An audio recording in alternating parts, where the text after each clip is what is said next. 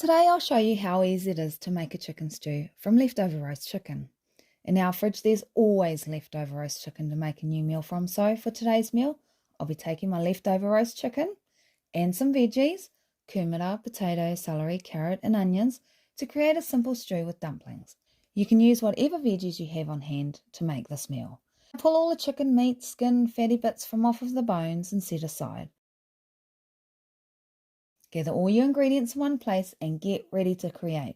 Wash all your veggies and chop them up into small chunks. Slice your celery, cube your root veggies, and dice your onion. In a large pot, melt a tablespoon of fat.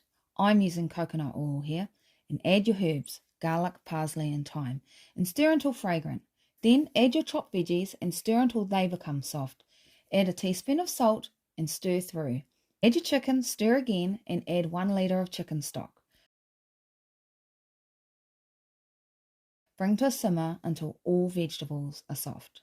While our pot is simmering, we'll make the dumplings. Now, stew dumplings are really easy to make. You're essentially making scone dough, rolling it into balls, and cooking in the stew. Take 2 cups of flour, 4 teaspoons of baking powder, and a teaspoon of salt, and sift. Add a teaspoon of thyme and mix. Add 2 heaped tablespoons of butter and rub in until it resembles coarse breadcrumbs.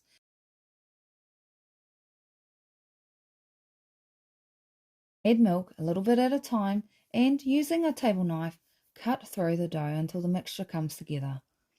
Once the dough consistency is reached, knead until it all comes together. It should be soft and not too sticky, easy to handle. Break off chunks and roll into balls. Once your veggies have softened, and while the pot is still simmering, add the dumplings.